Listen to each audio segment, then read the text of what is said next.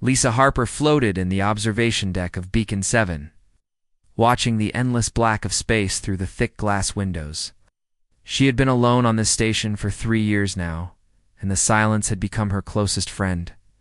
The station sat at the very edge of the solar system, farther from Earth than any human had ever lived before. Her job was simple but important.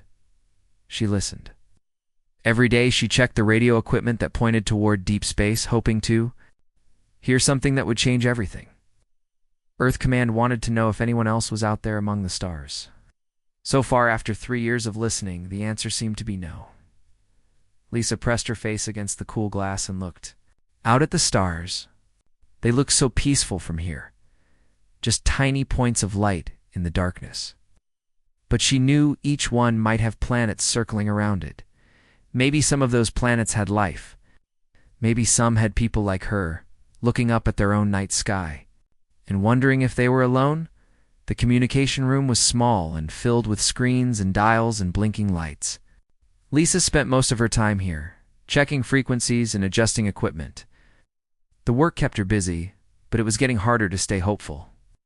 3 years of nothing but static and empty space. Sometimes she wondered if Earth Command had forgotten about her completely. She made herself a cup of coffee and sat down at her main control panel. The routine was always the same. Check the automatic recordings from overnight. Scan through the standard frequencies. Look for anything that seemed different or strange. Most days there was nothing, but today felt different somehow. Lisa started her usual checks, but something made her pause. One of the frequency monitors was showing activity she had never seen before. The pattern on the screen looked almost like waves, but they were too regular to be natural. She leaned closer and turned up the volume. At first, she heard only the usual hiss of empty space. Then, very faintly, she heard something else. It sounded like music, but not quite. More like someone tapping out a rhythm, but the rhythm was complicated and mathematical. It repeated every few minutes, always exactly the same. Lisa felt her heart start beating faster. This was not random noise from space. This was a signal. Someone, somewhere out there, was sending a message. She quickly started recording everything and began running the signal through her analysis programs. The computer tried to find patterns and make sense of what it was hearing. While the programs worked, Lisa listened to the signal over and over again. Each time she heard it, she became more certain that it was artificial. Someone had made this signal on purpose. The signal was coming from a direction that had no known stars or planets. According to her charts, there was nothing out there but empty space. But the signal was definitely coming from that direction, and it was far away, very far away. Farther than any human radio had ever reached. Lisa knew she should report this immediately to Earth Command. This was exactly what she had been sent here to find. The signal felt urgent, like someone calling for help. If she reported it now, Earth Command would want to study it for months before doing anything. They would form committees and write reports and have meetings. By then, whoever was sending the signal might be gone. She decided to work on it herself. First, just for a few hours. Just to see if she could understand what it was saying. Lisa pulled up all her translation programs and language analysis tools. She had software that could look for mathematical patterns, repeating sequences, and basic communication structures. If this signal was trying to say something, maybe she could figure out what it was. Hours passed. Lisa forgot about eating lunch. She forgot about her other duties.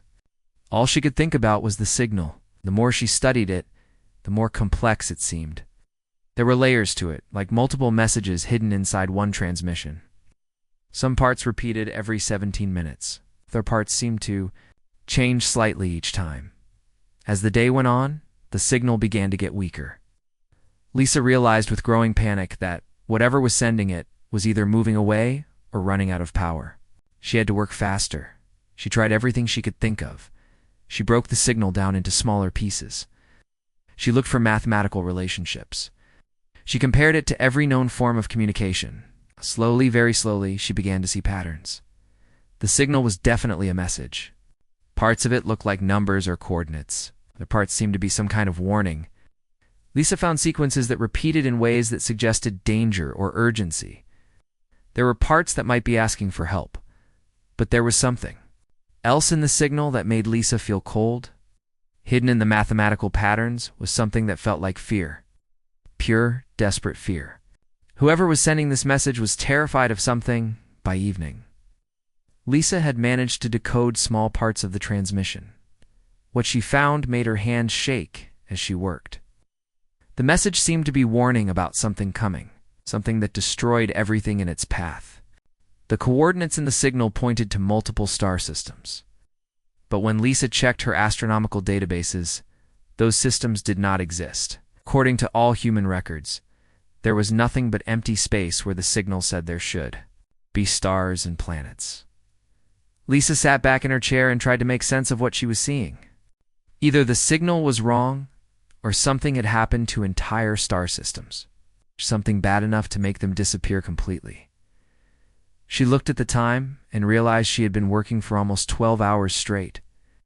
The signal was getting weaker with each transmission. Soon, it might fade away completely. Lisa knew she had to make a decision. She could send her findings to Earth Command right now. They would eventually send a mission to investigate, but it would take years to organize and approve. Or she could do something that would probably end her career and might end her life. Lisa looked out the window at the stars again. Somewhere out there, someone was calling for help. Someone was afraid and alone and sending out a desperate message, hoping that anyone might hear and care enough to answer. She had always believed that when someone calls for help, you answer. It did not matter if they were a stranger. It did not matter if it was dangerous. When someone needed help, you helped them if you could. Lisa made her choice. She began preparing the research. Ship Aurora's dream for a long journey. The ship was designed for deep space missions and could travel farther than any other vessel at the station. She logged the mission as routine maintenance and exploration, which would give her several weeks before anyone realized she was really gone, as she worked through the night. Loading supplies and checking systems, Lisa felt both terrified and excited. She was about to travel farther from Earth than any human ever had. She was going towards something unknown and possibly dangerous. She would be completely alone, but someone out there had called for help, and Lisa Harper had always answered. When called, this time would be no different, even if it meant going into the endless darkness of space with only the fading signal to guide her way. The Auroras. The dream was ready by dawn. Lisa took one last look at Beacon 7, the small station that had been her home for 3 years. Then she climbed aboard her ship and started the engines. The signal was still transmitting, still getting weaker, still calling out into the void. Lisa set her course toward the unknown and began her journey into the deepest darkness of space, following a desperate cry for help from someone she had never met but was determined to save. Lisa had been traveling through space for 5 days when she noticed that something was wrong with the stars at first. She thought her navigation system was broken. The star patterns outside her ship did not match any of her charts.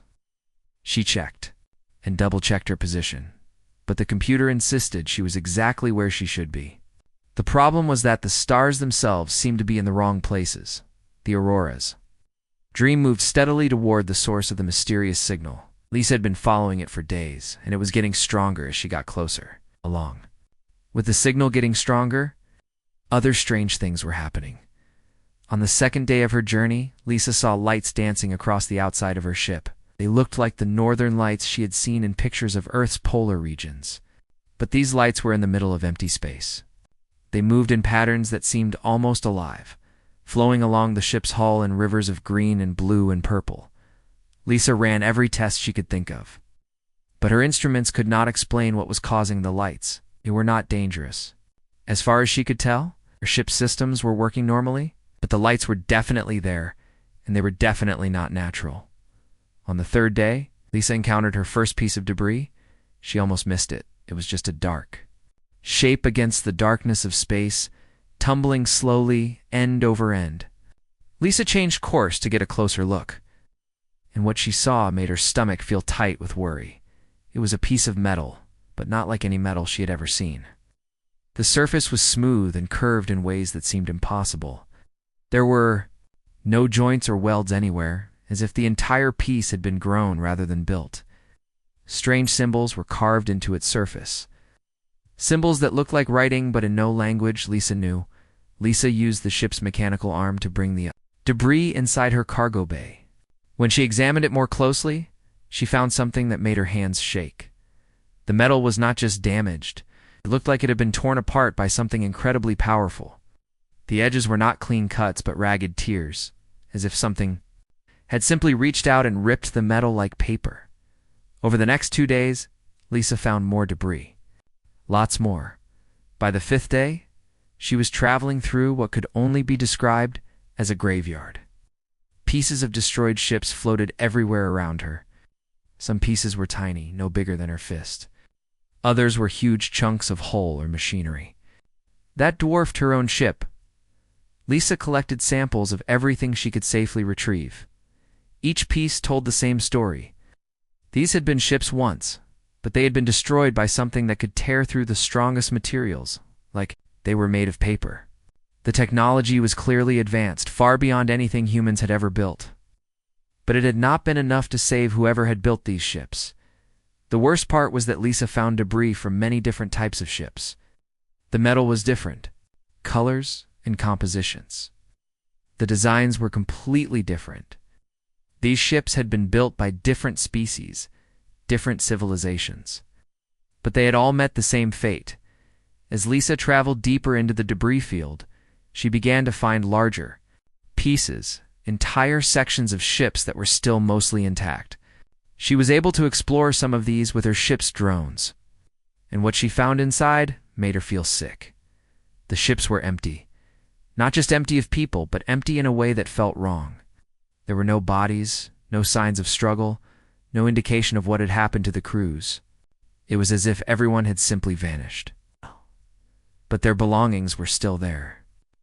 Food half-eaten in what might have been dining areas. Workstations with tools still laid out as if someone had just stepped away for a moment. Lisa found something else that worried her even more. In several of the larger ship sections, she discovered what looked like data storage devices. They were built differently than human computers, but her ship's universal translator was able to make some sense of them. The files she recovered were fragmentary and damaged, but they painted a terrifying picture. The ships had not been alone when they were destroyed. They had been part of fleets, entire armadas of vessels fleeing from something they called the Silence. Lisa pieced together reports and messages from multiple species. All of them told similar stories. Something was moving through the galaxy, consuming everything in its path. Not just destroying planets and ships, but somehow erasing them completely. The reports described worlds that had simply stopped existing, as if they had never been there at all. The fleeing ships had been trying to reach some kind of safe zone, following coordinates transmitted by other survivors. But none of them had made it. Whatever they were running from had caught up with them here.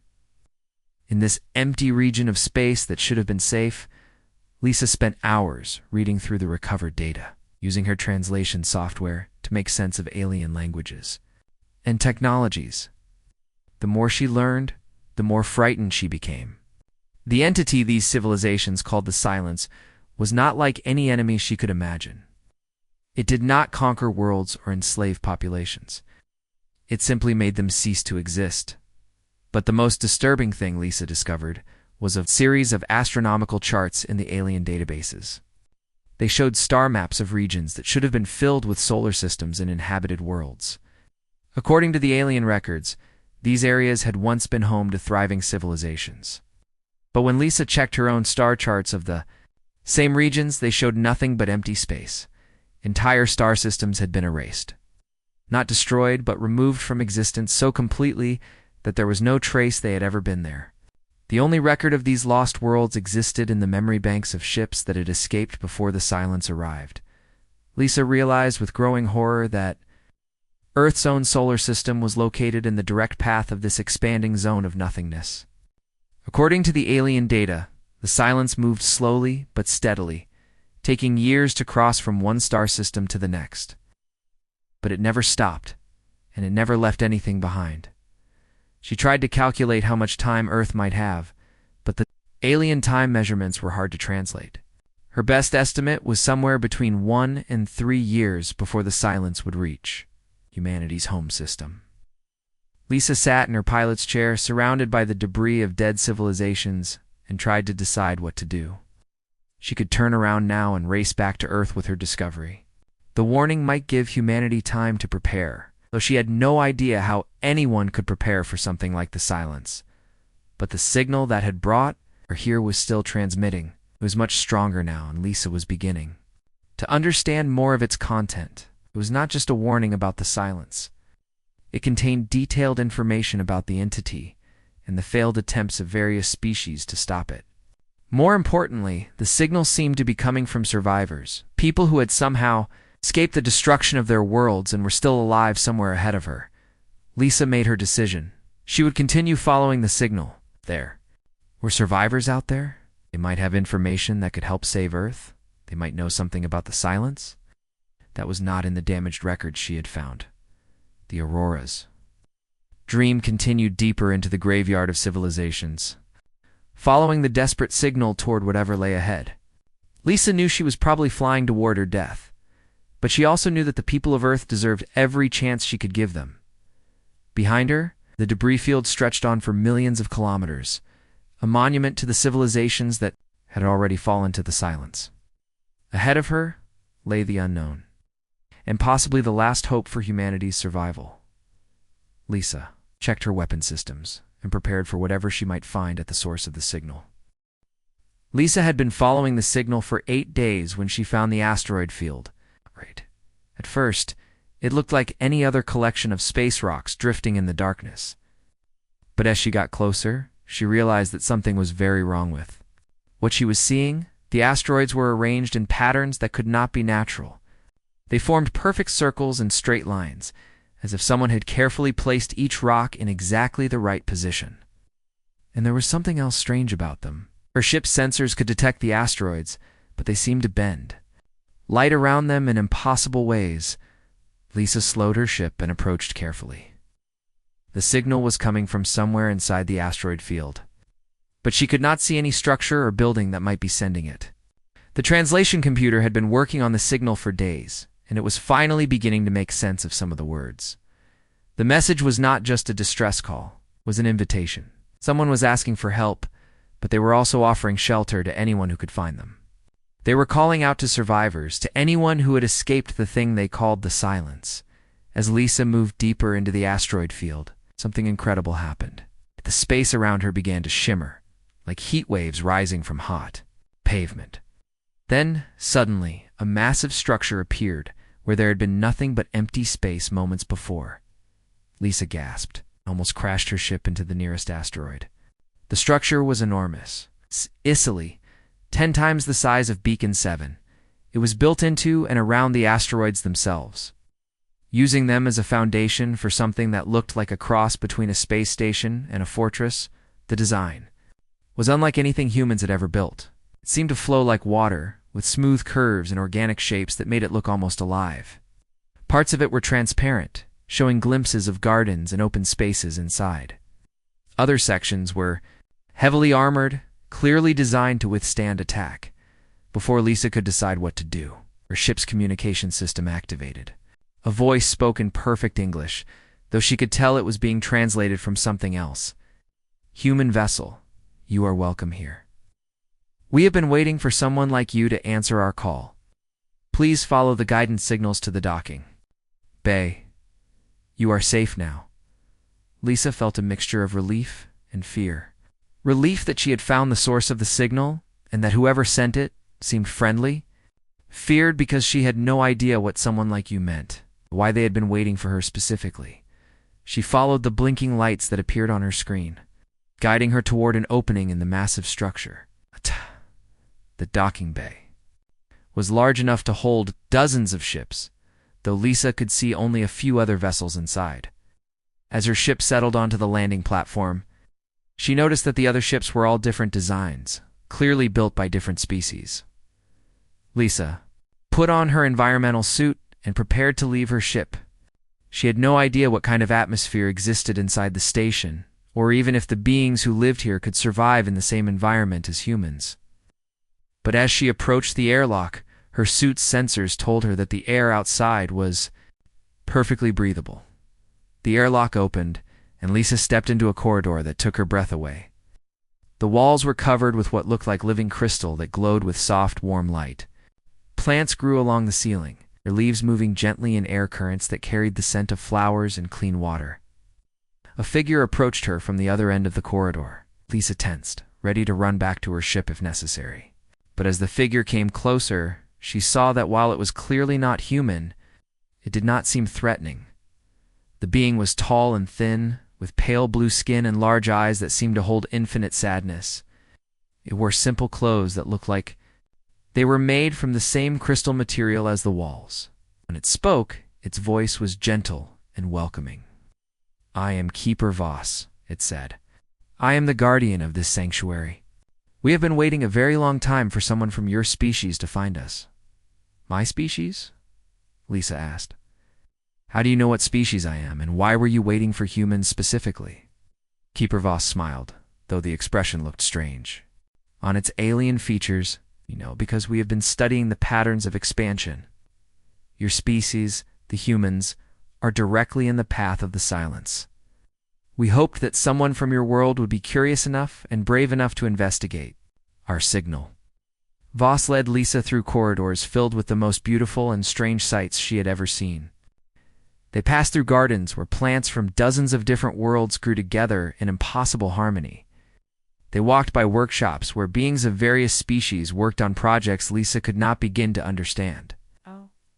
"This is the last sanctuary," Voss explained as they walked. "We are the survivors. Representatives from 47 different civilizations that once thrived in this part of the galaxy. We are all that remains of our peoples." Lisa felt a chill run down her spine. "What happened to your worlds?" "The silence consumed them," Voss said simply.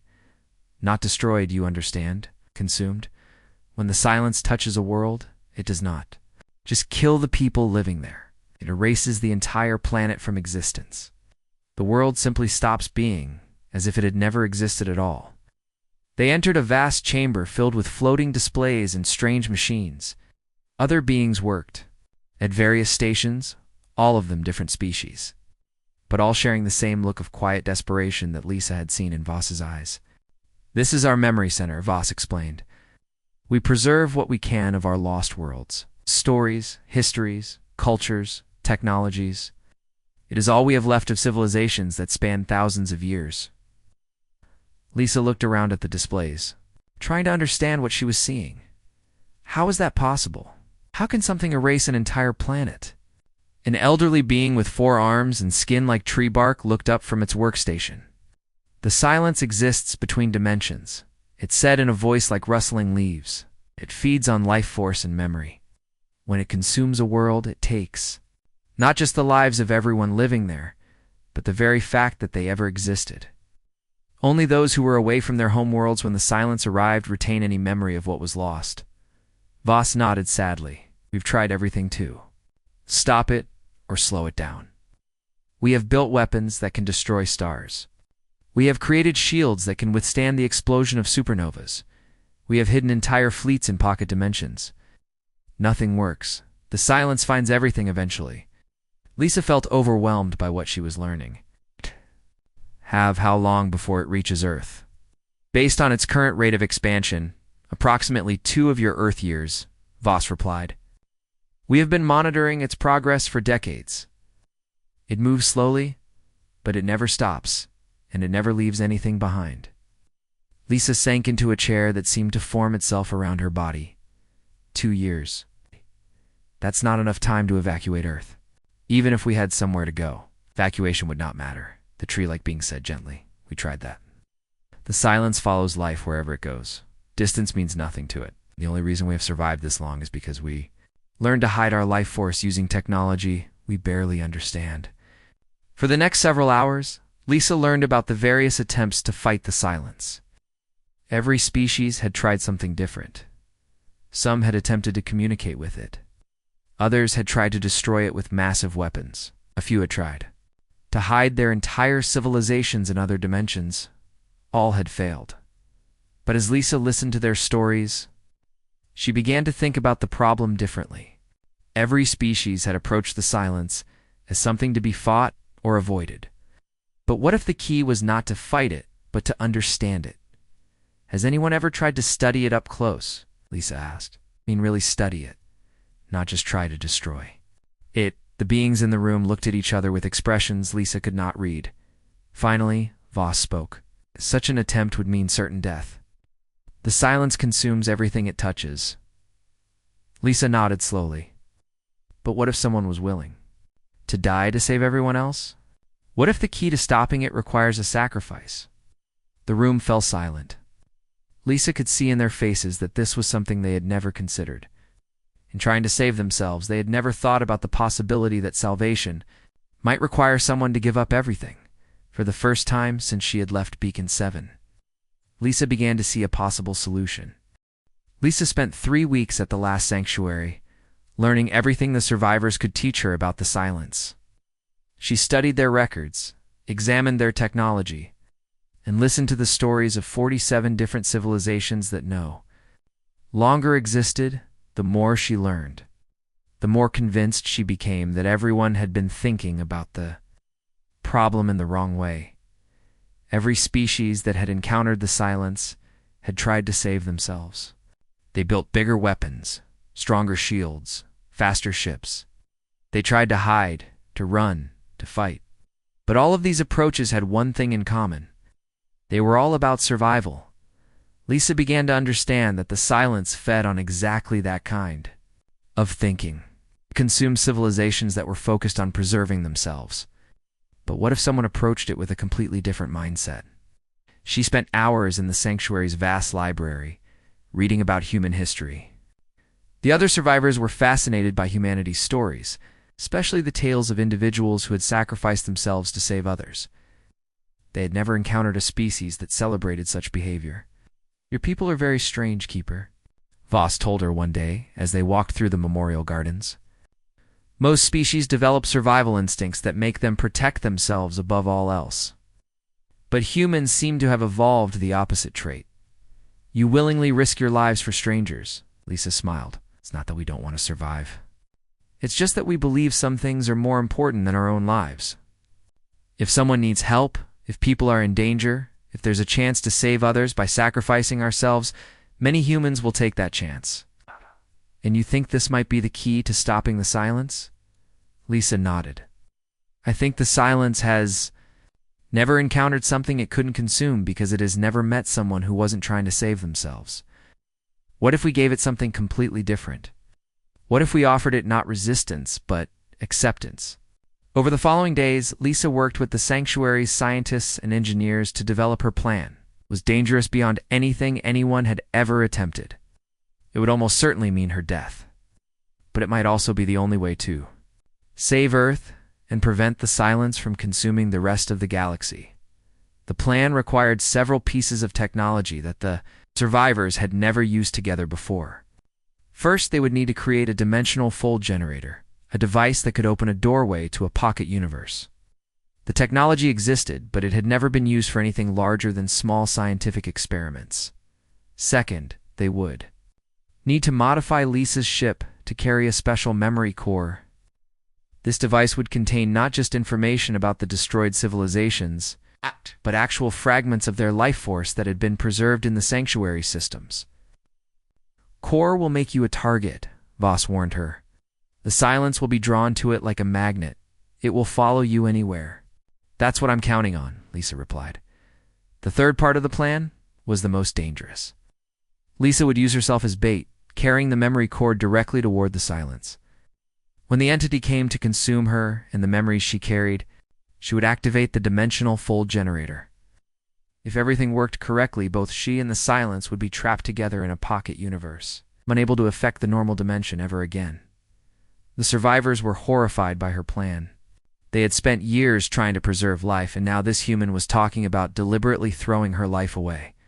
There must be another way, insisted the four-armed scientist Lisa had come to know as Branchwalker. We could build automated ships to carry the memory cores. We could send drones. Lisa shook her head. The silence doesn't just consume technology. It consumes life and consciousness. An automated ship wouldn't attract its attention the same way. It needs to sense a living being making the choice to sacrifice everything. That's what will draw it into the trap. She spent her remaining time at the sanctuary helping to build and install the equipment she would need. The dimensional fold. The generator was about the size of a refrigerator and required most of her ship's power to operate. The memory core was smaller but much more complex, containing compressed versions of billions of individual lives and experiences. As the work progressed, Lisa found herself growing closer to the survivors.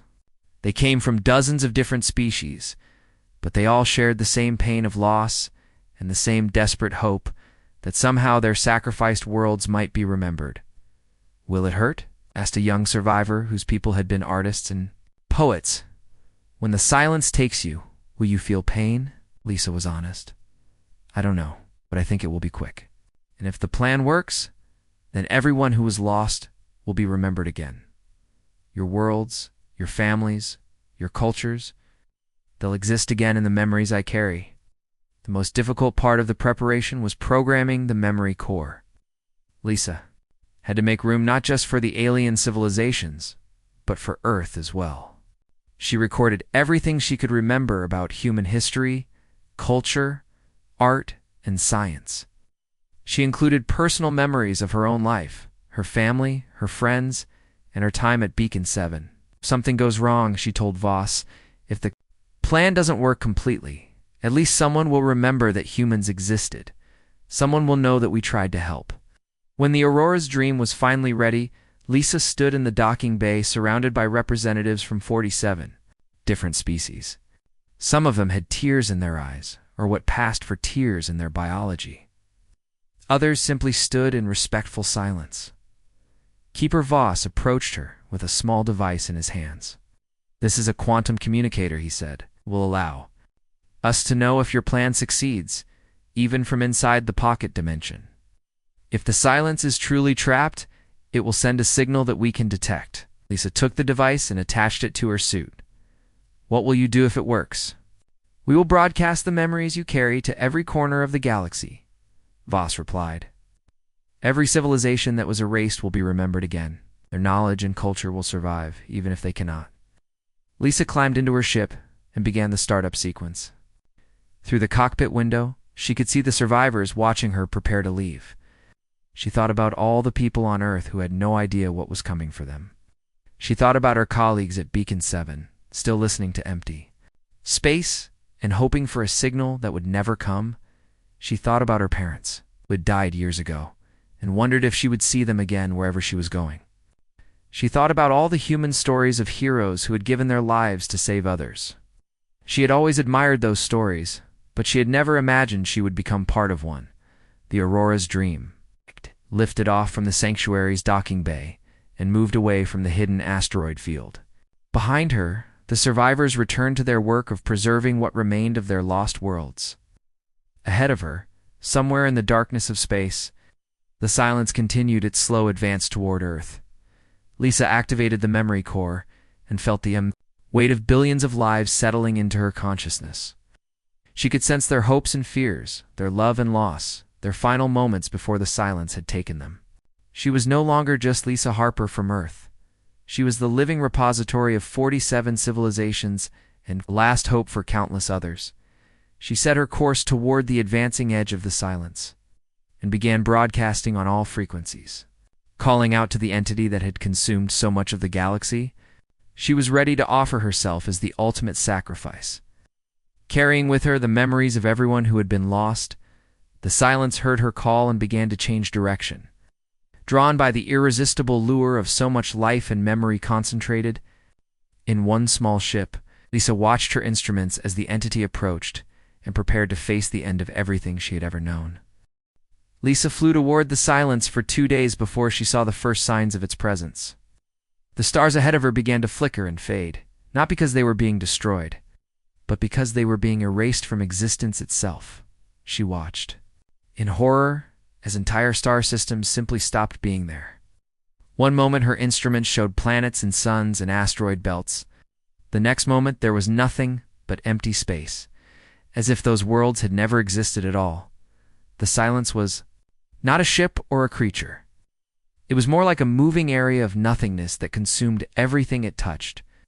Lisa could see its edges on her screens, a boundary between existence and emptiness that moved slowly but steadily through space. As she got closer, Lisa began to feel something she had never experienced before. It was like having her memories drained away one drop at a time. She would think about her childhood on Earth, and suddenly, she could not remember what her house had looked like. She would try to recall her training at the Space Academy, find that pieces of those years had simply vanished from her mind. The memory core in her ship began to glow brighter as the silence approached. Lisa could feel the billions of stored lives and experiences calling out, as if they sensed that their destroyer was near. The weight of all those memories pressed down on her consciousness, making it hard to think clearly. But Lisa fought to stay focused. She had one job to do, and everything depended on her doing it right.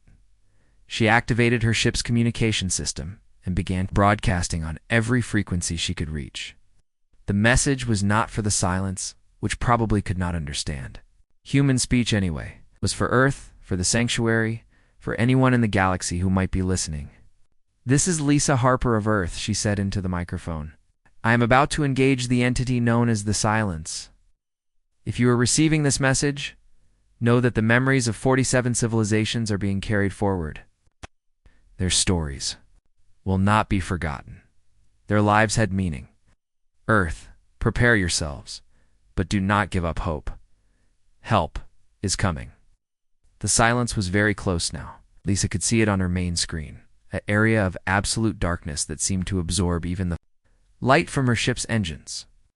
As it approached, Lisa felt more of her own memories disappearing. She forgot the names of her friends at Beacon 7. She forgot what her favorite food tasted like.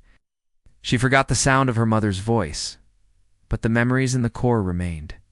Strong, the lives of the destroyed civilizations burned bright in her consciousness, as if they were fighting against being forgotten again. Lisa's hands moved over her control panel, preparing the dimensional fold generator. The device hummed, with power ready to open a doorway to a pocket universe. She would have only one chance to activate it at exactly the right moment. The edge of the silence touched her ship. The sensation was unlike anything Lisa could have imagined. It felt like being dissolved from the inside out, as if every cell in her body was being gently pulled apart and scattered into nothingness. But there was no pain, only a strange sense of peace, as if she was being welcomed into a place where suffering did not exist. Lisa felt her sense of self beginning to fade. She could no longer remember her name or where she came from. But somehow, the purpose of her mission remained clear in her mind. She had to activate the dimensional fold. She had to complete the trap. The silence flowed through her ship like water, touching everything, consuming everything. Lisa watched her instruments disappear one by one, not broken or damaged, but simply ceasing to exist. The walls of her ship began to fade, leaving her floating in a void that was somehow both empty and full at the same time. But the memory core continued to shine. The silence was drawn to it like a magnet, pouring more and more of itself toward the concentrated life force of 47 civilizations. Lisa could feel the entity's hunger, its desperate need to consume and erase everything it touched. This was the moment she had been waiting for. With the last of her strength, Lisa reached out and activated the dimensional fold generator. Reality tore open around her like paper being ripped in half. A doorway to another universe opened, and Lisa felt herself being pulled through it along with the silence and everything else in the area. The pocket dimension was small, just large enough for her ship and the entity that was consuming it.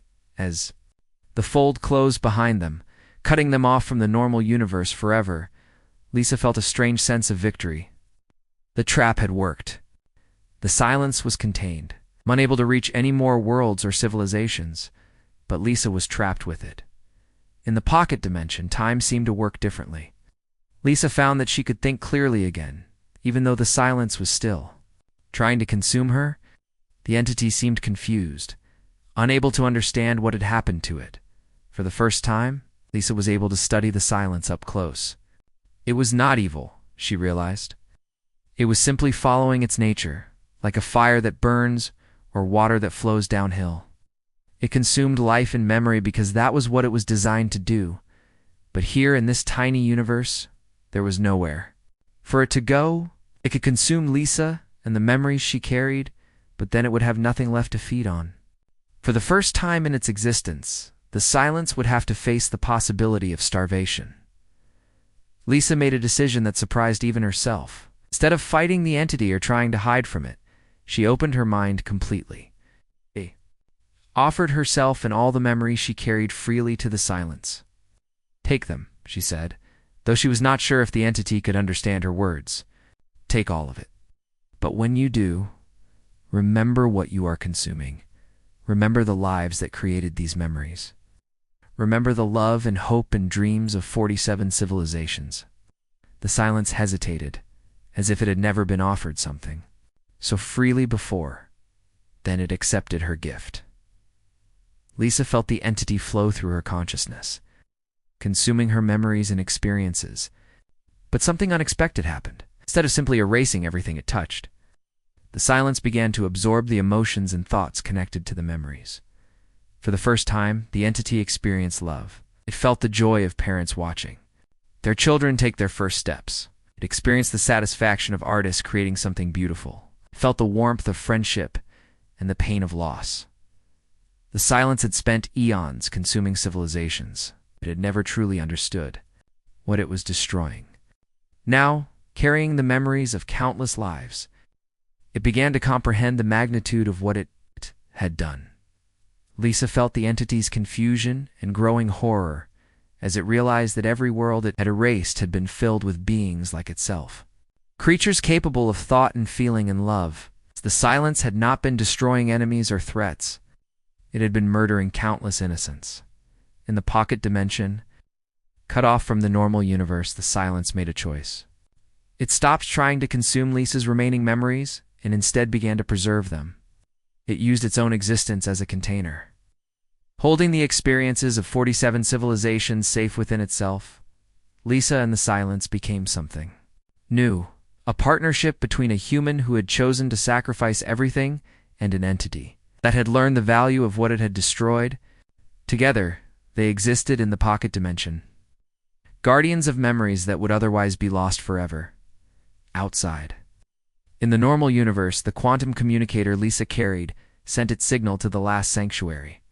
The survivors received the message and knew that the plan had worked. The silence was gone, trapped forever in a place where it could do no more harm. The survivors began broadcasting the memories Lisa had carried, sending them out across the galaxy. Star charts were updated to show the locations of worlds that had been erased. History books were written about civilizations that had been forgotten.